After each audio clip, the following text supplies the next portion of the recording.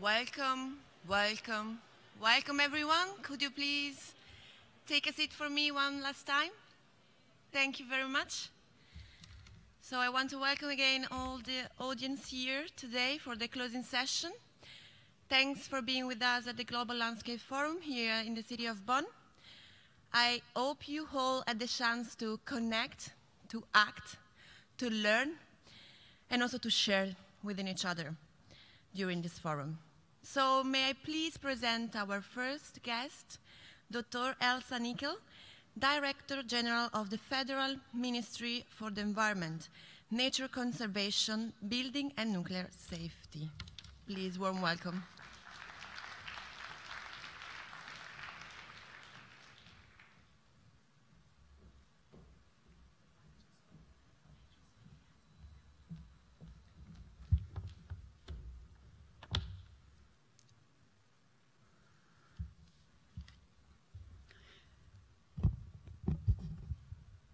Thank you very much, Sylvia. Dear Robert Nasi, dear colleagues, ladies and gentlemen, it's wonderful to be here. It's a great honor for me to be addressing you here at the close of the first Global Landscape Forum in Bonn. Yesterday, in her opening address, our federal minister, Barbara Hendricks, highlighted the GLF's key role in supporting formal international negotiations, like those held regularly for the 3 Rio Conventions, supporting them with concrete strategies that are aiming at a large scale, but implemented on the ground, in real life. This is what gives the Global Landscapes Forum, the GLF, its unique character as the largest independent science-led action platform for land use and forestry. For the past 2 days, you all have been working on problems and solutions on a landscape scale, on a big scale. The FAO defines the landscape approach as follows: dealing with large-scale processes in an integrated and multidisciplinary manner, combining natural resources management with environmental and livelihood considerations. You can see that the landscape approach is extremely complex and challenging. I find this definition very, very complex, and it's really very big scale. Therefore, now I would like to scale down to a much smaller size, scale down, and I would like you to follow me for a moment into a very small world, into the world of the earthworms. Yes, earthworms, you know these wriggling things?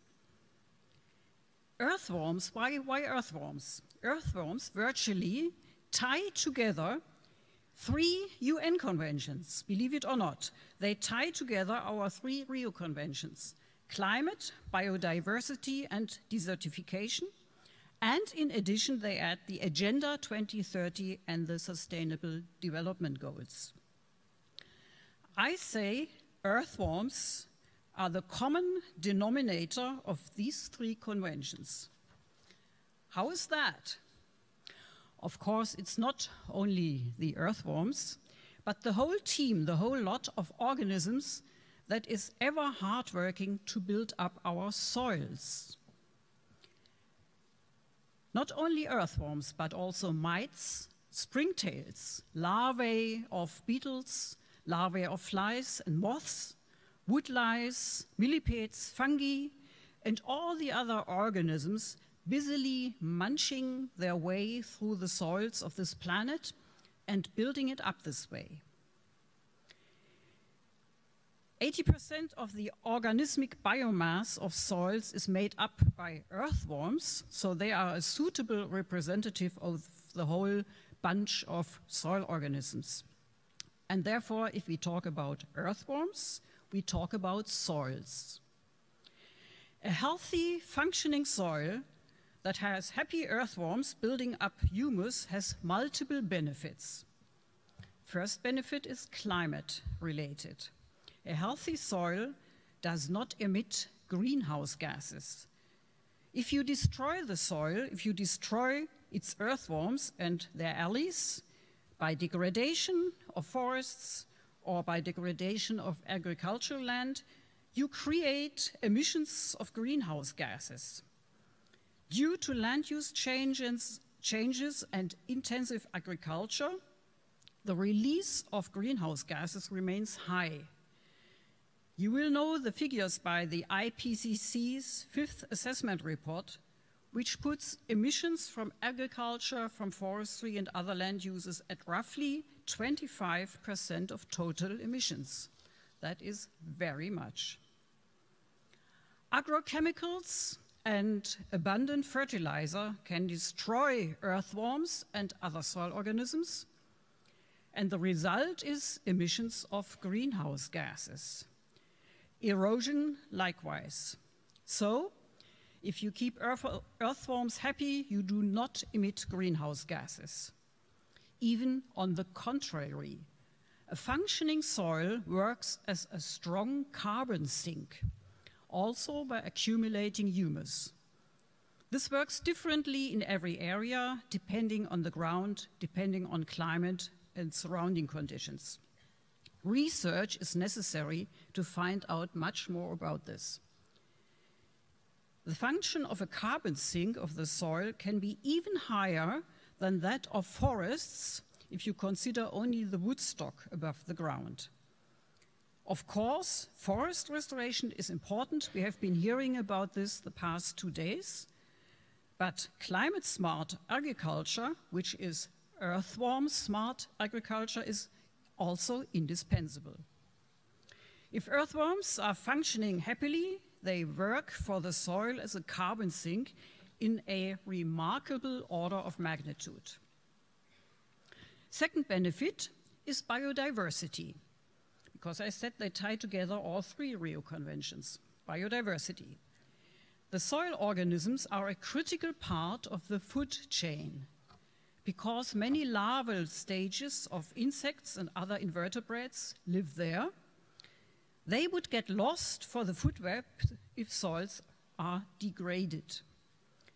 Healthy soils also guarantee a high diversity of natural plant life, not just the crops, but natural plant life.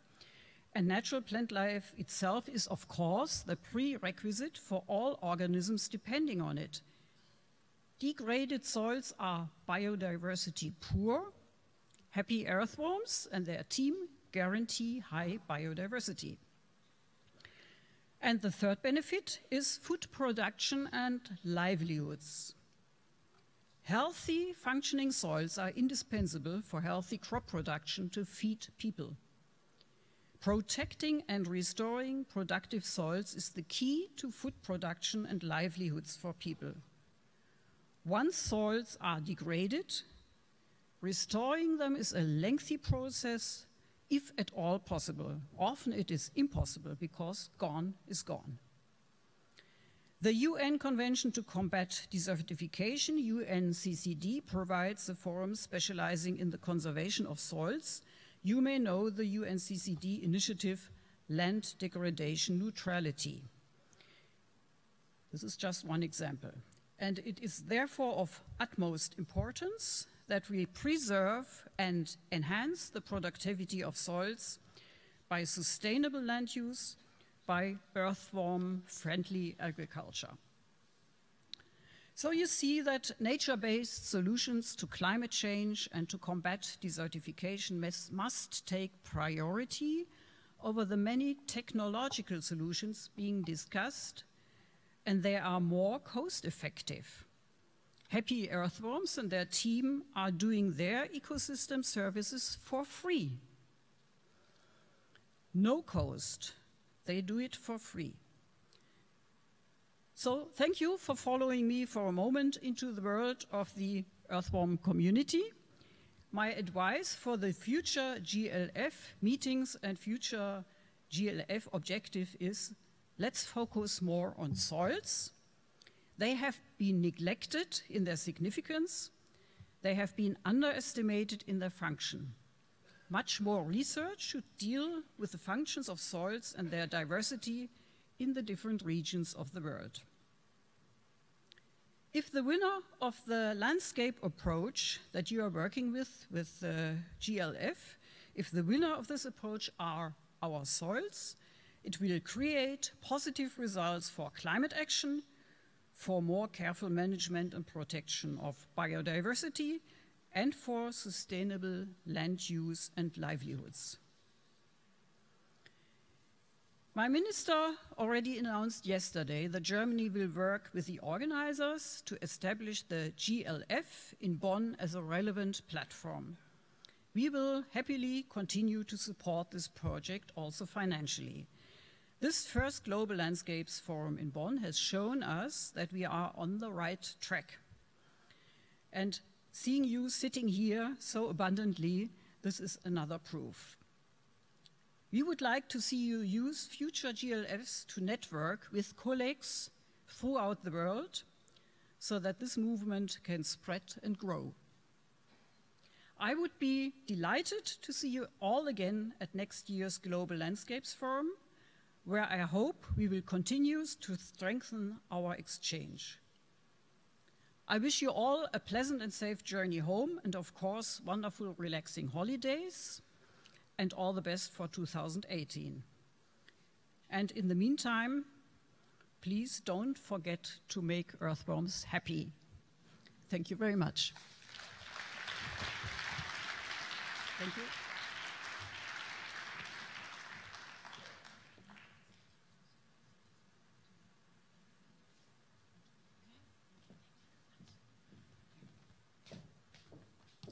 Thank you very much for your closing remarks and also for remember us the importance of soil science and research. Let me now introduce you the next speaker, Hiroto Mitsugi, Assistant Director General of the Food and Agriculture Organization of the United Nations. Please, warm welcome. Thank you.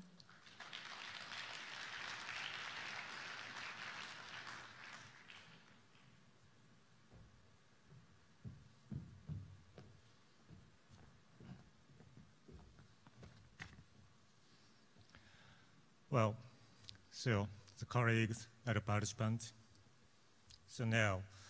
So we all have the huge expectations from the territories and the landscapes that underpin the sustainabilities of our future together on this planet. But we cannot assume that these expectations will be met without a substantial amount of effort on the part of all of us here. And those actually living and working in the forest, the field, the pastures, the rivers, and the coastal areas that provide what we need for healthy and prosperous lives for all. The integrated landscape management can contribute to so many of the SDGs, and there is tremendous potential to restore hundreds of millions of hectares, creating a new natural resource asset base for the rural poor. So, over the past 2 days, so colleagues, your participants at this global landscape forums have engaged in many interesting discussions about sustainable landscapes. The GLF has provided the great opportunities to move the landscape agenda forward in a way that we believe, which can make a difference and allow us to break out of the business as usual ways of working. To FAOs and many of our partners, so this means breaking down the institutional and also sectoral silos and finding the new ways to join forces and work toward achieving multiple objectives that address human needs and environmental concerns simultaneously. So this integrated approach is also the core of the SDGs and sustainably managed landscape are critical to achieving this. So at FAO, the food security and livelihood, of course, our core mission at the same time as part of DNAs, and we believe that by keeping these needs central to all our efforts, we can ensure that our work at the landscape scale provides the greatest range of benefit. So this connection has now reached the level of Committee on the World Food Security, so namely CFS, which this year agreed on the number of forest actions based on the high-level panel report on sustainable forest management for food securities and nutrition. This is also, we may just contribute in the SDG 2 as well. So in the 2 days, along with some of our close partners, including the World Bank, Seafoods, World Resources Institute, and IUCNs, so we have just concluded a very interesting two-part discussion forum series here at these forums. So that was designed to help us think outside the box on how to combine landscape restoration with food securities and livelihood. So we listened to the experience on the ground in the countries from those in the government, indigenous peoples, and the forest, and the farm producers, organizations, who are practicing sustainable development at land-scale levels and have sought their advice on how we can all work more effectively to achieve the SDGs across landscapes. So this dialogue has resulted in some practical recommendations on how we can support and implement more integrated approaches that better connect engineers and local communities, institutions, and sectors. So maybe we also need to expand the landscapes in our own mind and search for the new ways to bring about truly transformational changes at scales. We have started thinking about transformational change in the land use sectors, but there is still a lot to be done to improve our understandings. In the past years, FAO and the Seafoods have been working together with international experts to address this gap and build knowledge on these issues. So this work specifically focuses on how actions in the forestry sectors, and including those to reduce deforestation and forest degradations, and increase carbon stocks, which have been catalytics for such changes.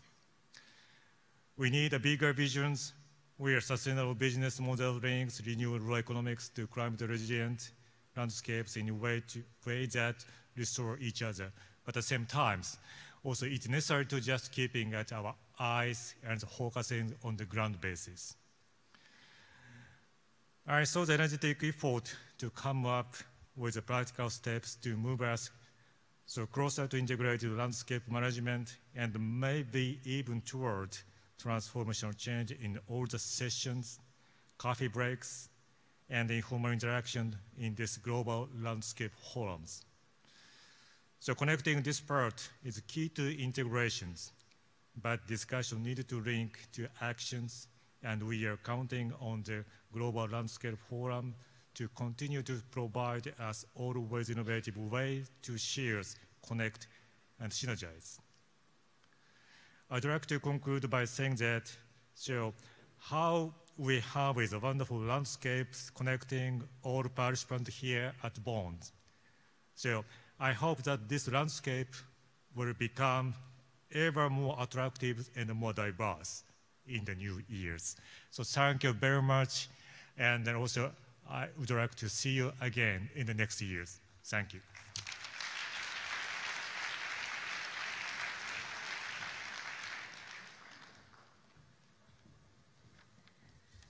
Thanks again for the inspirational talks which underline the needs of integration and action for the future. So let me please introduce the next speakers that we have today on stage. John Kerling, Secretary General, Asia Indigenous People Pact and co-convener of the Indigenous People Mayor Group for the Sustainable Development Goals. Please welcome. Thanks.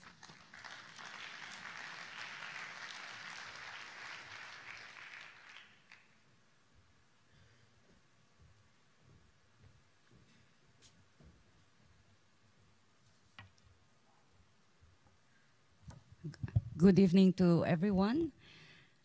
First of all, I would like to acknowledge and appreciate the support provided to us by C4 in our participation in this GLF.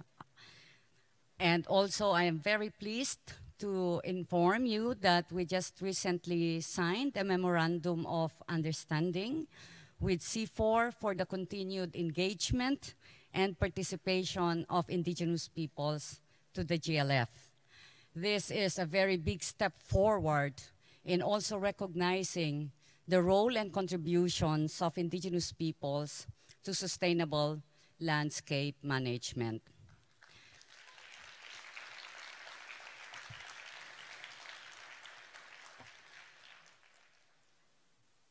There are three things that I want to mention in relation to why we think that this forum is very important to indigenous peoples.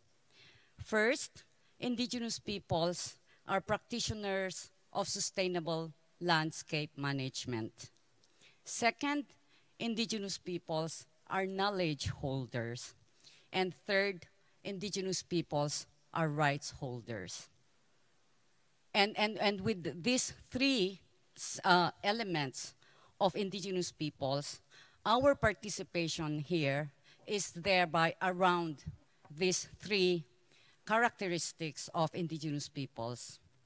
As I stand here before you, our sisters and brothers in different parts of the globe are facing threats for defending their land and their sustainable resource management systems.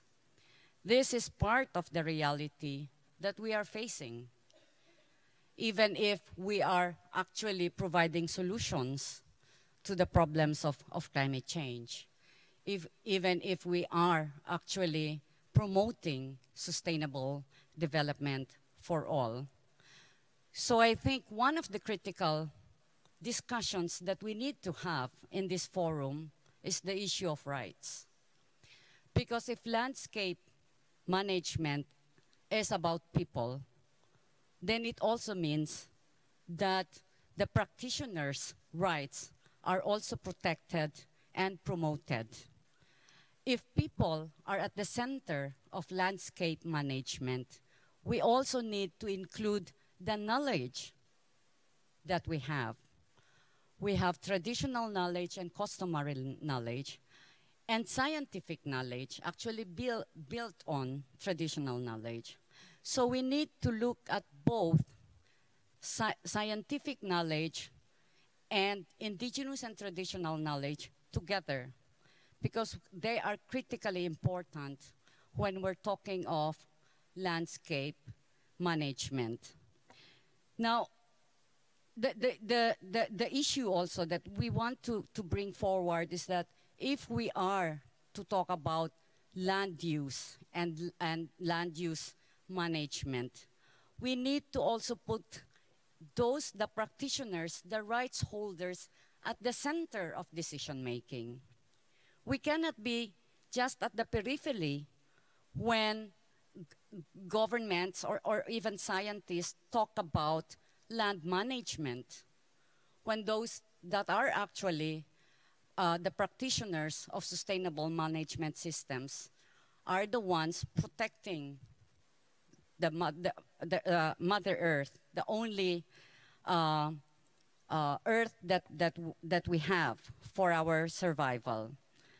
So in moving forward for the GLF, we want to see more of the practitioners to be here, to be speaking in plenary sessions, in discussions, to have an interactive exchange between traditional knowledge and scientific knowledge, and how can we build the complementation of both knowledge systems to strengthen our work, both the work of the scientists, the work of research institutions, and also the knowledge of indigenous peoples, local communities, and small farmers.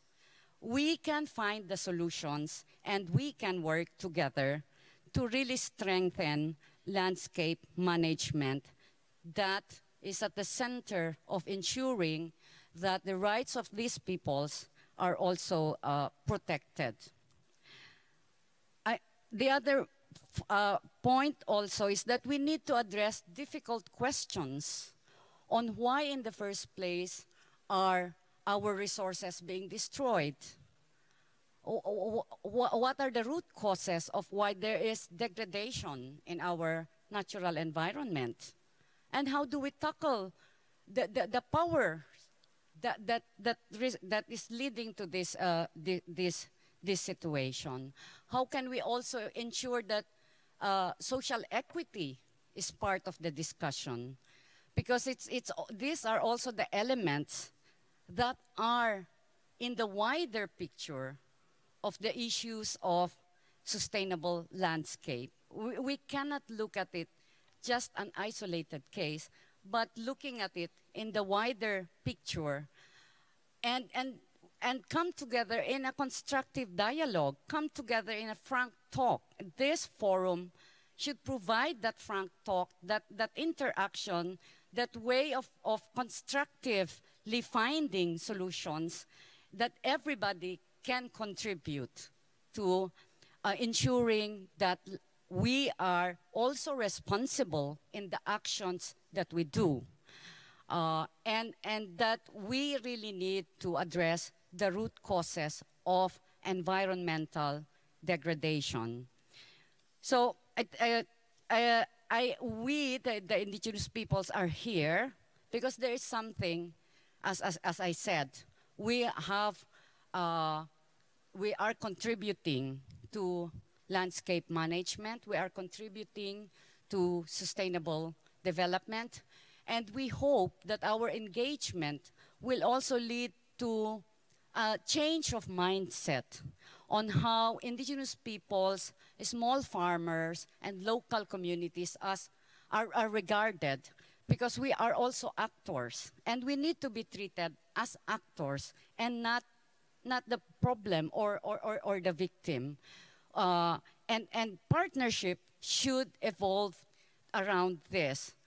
Partnerships and collaborations are essential. We need to move together, but we need to also have clarity in the actions that we take in relation to the obligations that we also have and the responsibilities that we also carry. So to end, we hope that the GLF will lead to transformational changes on the ground in empowering indigenous peoples, local communities, and small farmers as key actors in sustainable landscape management. In this context, we look forward to collaborative actions with you all. Good evening, and I wish you the best for the holidays. Thank you.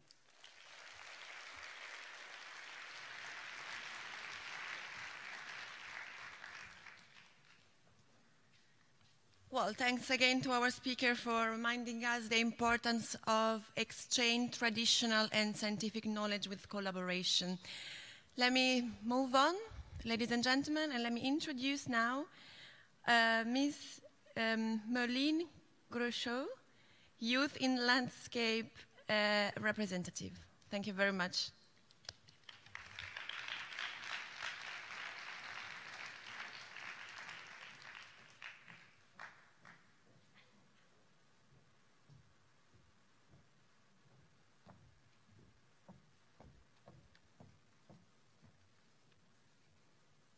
Good evening, ladies and gentlemen. I'd like to start this a little bit differently. I'd like you to turn to the person next to you and tell them that I'm glad you're here. Go ahead. And yeah, and I'm happy to meet you.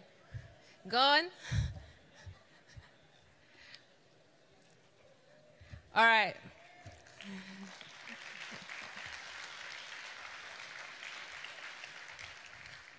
All right. To live a meaningful life, to be well-read, and to seek new knowledge. I have always applied this axiom as the guiding principle of my life. Ladies and gentlemen, my name is Maureen Grasher. I'm a theoretical physicist, a former Air Force pilot, and a lawyer.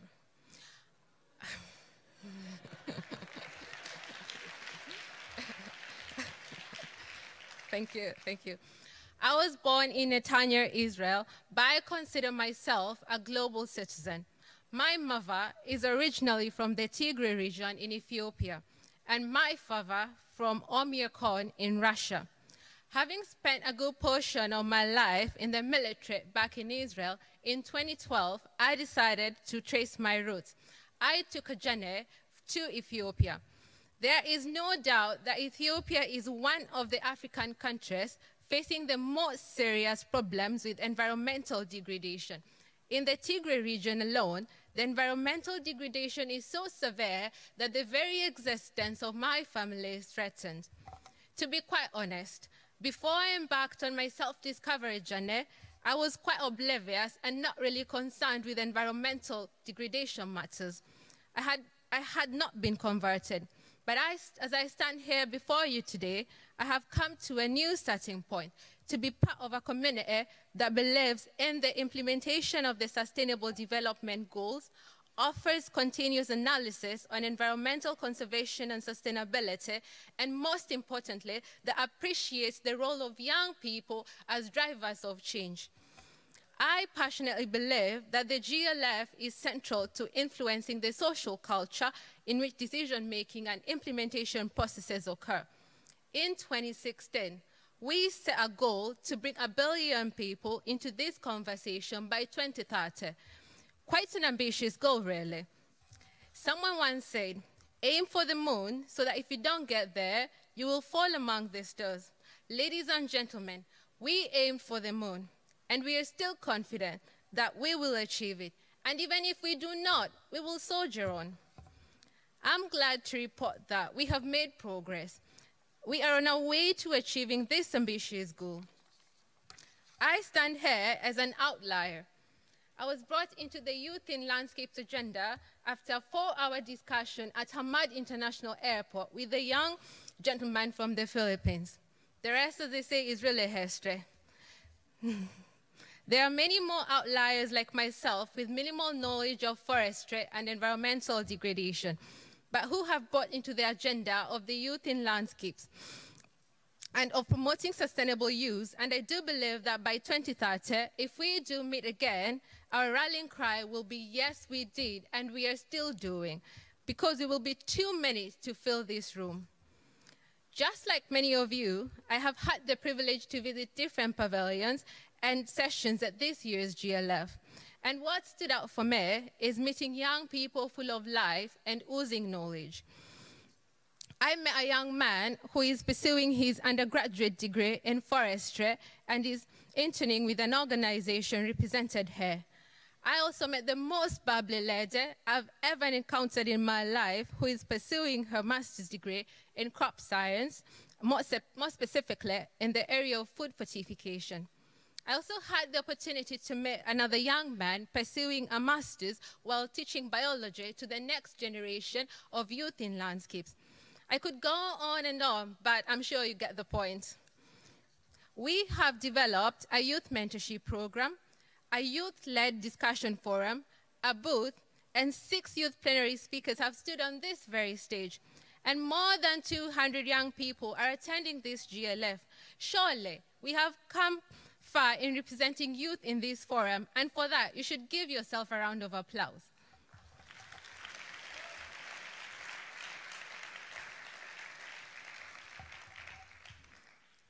Even as we pat ourselves on the back for having come this far, let us not forget that that is just but a small drop in the ocean, and we still have quite a bit of work to do. Let us be guided by the words of Professor Mongari Maathai, who said, "Let us not be sidetracked by this accomplishment because the work has just begun, and it is just going to get that much harder, and we will all have to play a part regardless of our age, differences, and social standing." Yes, we have done well, but the conversation of inclusivity does not end here. These young people have a lot to offer in skills and energy, and the next level is to include them in decision-making and implementation processes. We may not have this moment again, and surely we must seize it now. Each one of you in this room has a part to play, and I think that the most pressing need for young people right now is mentorship. The time is now, the place is here, and we will never have a better opportunity than we have right now. I challenge all our partners and every single person in this room today to make that offer to young people. If we can get it right, and I mean really get it right, surely the future of global landscapes will be green and luscious. As I conclude, you will remember that I started out as an outlier. The Youth in Landscapes Initiative and the GLF has transcended sectoral and generational barriers by providing the space for outliers to become leaders in the conversation that is so critical to our survival. On behalf of young people, I challenge you to mentor us and let us be a part of the decision-making processes that will take the Global Landscapes Forum to new heights. At the end of the day, when it is all said and done, surely the future must be green. Thank you.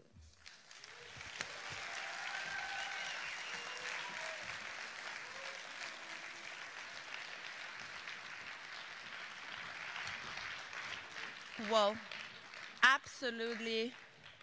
Am I? Hello? Yeah. Well, absolutely an energetic talk. Thanks a lot for underlining us the importance of us, of young people, which aim to the moon. So let me introduce the next speaker, please. We have Gabriel Kleinmüller. Sorry, my German is not the best. Deputy Mayor of Bonn City. Thank you very much.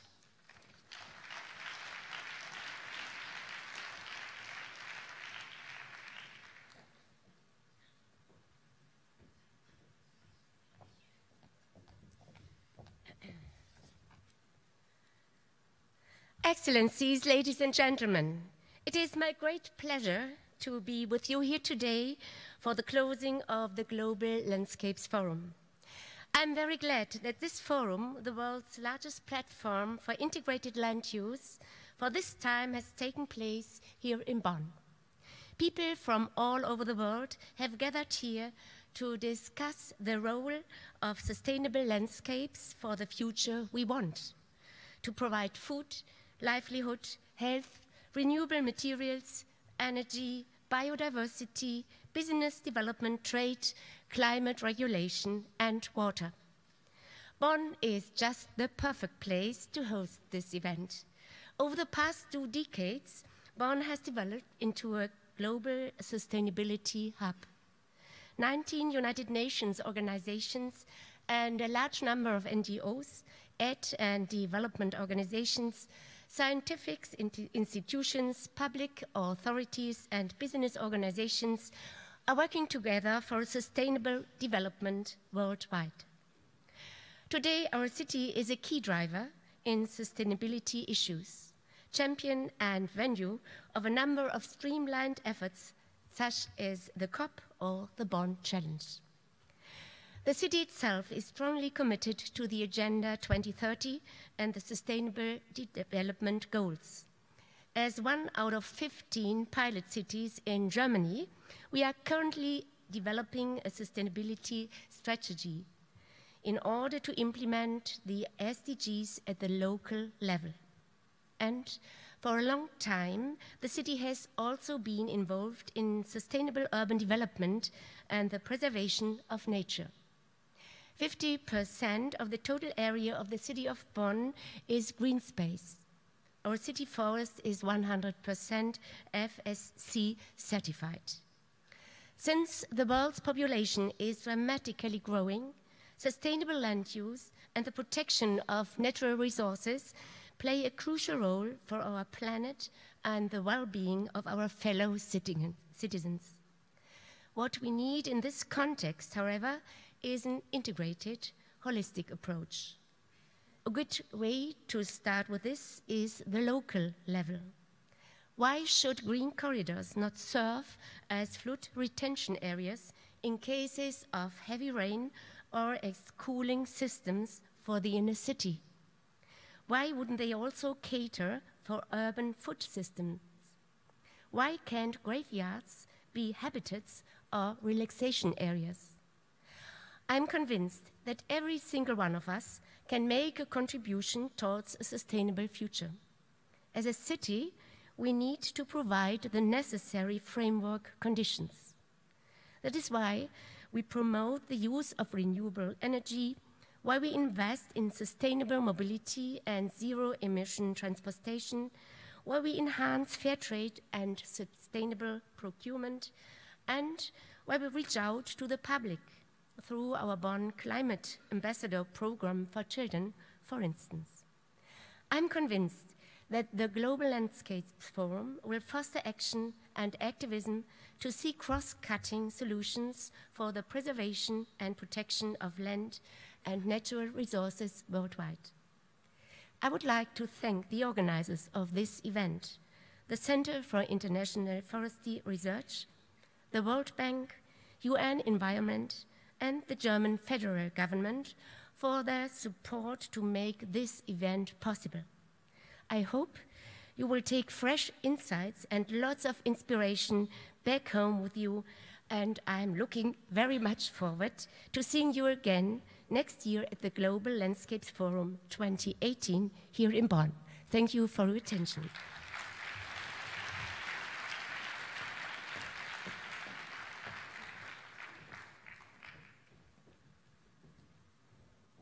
Thanks again for your closing speech. Well, let me introduce our last but not least speaker, Robert Nazy, Director General of the Center for International Forestry Research. Thank you very much.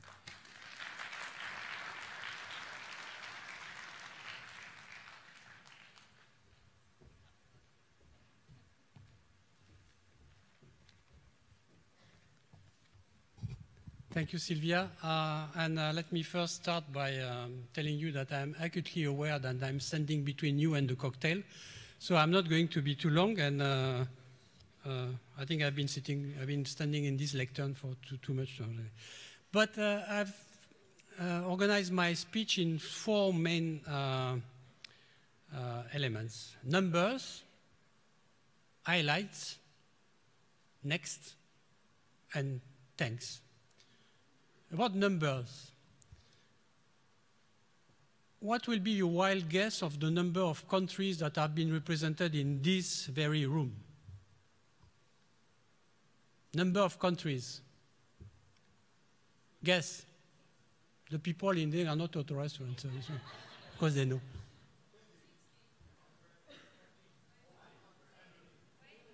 "104 countries.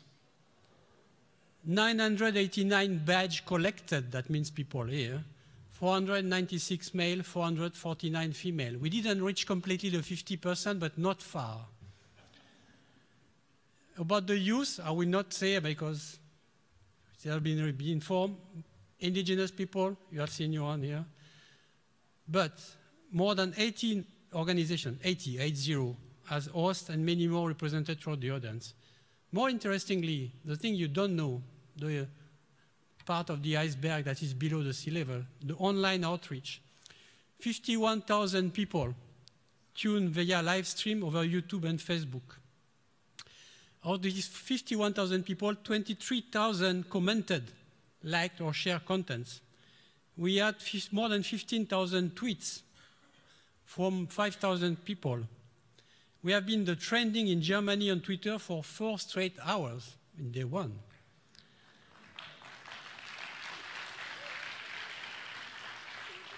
I feel a bit like I'm in a Jimmy Fallon show and things. have more than 37,000 page reviews on the website.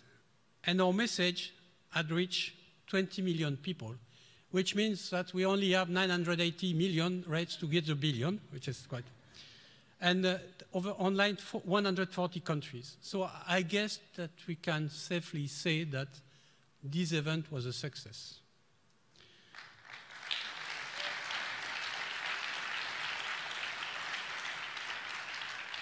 In terms of highlights, and here I played guilty as charged. These are my highlights. You may have yours. But we had a very, I say, moving and thought-provoking keynote by the President of Mauritius. We have had some very unusual events in this type of event during this type of conference, like the discussion and the dialogue between Eric Soerlem and the Sadhguru. This afternoon in this very room, we had Scott explaining us how to create a movement, and even himself was surprised by showing the movement appearing. So we had very interesting discussion ongoing all the time in the pavilion, many side events, very interesting launchpad, several very interesting discussion forum. And here I must admit that I've been disappointed because I've not been able to really attend on all these discussion forum. I think that's the quality of the dialogue, the quality of the exchange has been very high. The bar is set very high. We are going to try to do better next time, but it's going to be difficult. Now, next, we are going to organize a series of GLF-related events in 2018, very likely starting with one on finance and restoration in New York somewhere in May. We are planning a large event on restoration in Africa in September in Nairobi, and global GLF in Bonn around the end of the year. But I guess this is also the tip of the iceberg. The Global Landscape Forum would like to become a movement, and this can only happen if you are all convinced that we should become a movement. I've been asked several times during these 2 days, what do you expect? Myself, I do not expect doing the thing by myself. I need the other people, and my usual analogy in that is that when it's like with your children, you give them everything you can so they can succeed in life, but you cannot do it for themselves. So what we can provide as the GLF forum, as a platform, is all the tools and the support that you, the GLF movement, will need to succeed and become the GLF movement. But we cannot do it without you, and we cannot do it for you. So having said that, for the next, I will pass on the thanks, and I will thank first the GLF team. All the people from the GLF team, please stand up. I see some people that stand up. And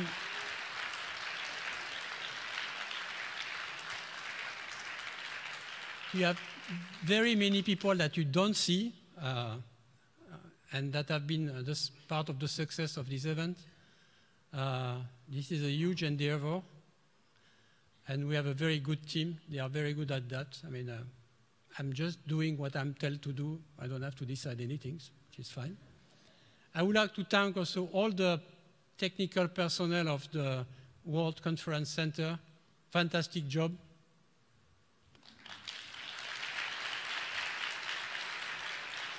All the people that have been helping us, the security, the people giving the tea break, the coffee break, everybody has been helpful, has been smiling. So that's fantastic.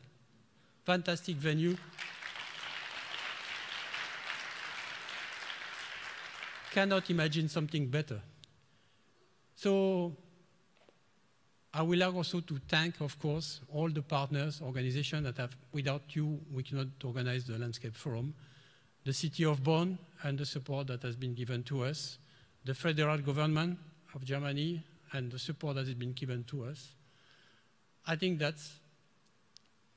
we have nailed it, the first Global Landscape Forum, the new Global Landscape Forum, starting in 2017. And you think it's a closing ceremony now. It is not. It's just the opening of the new Global Landscape Forum movement. Thank you very much.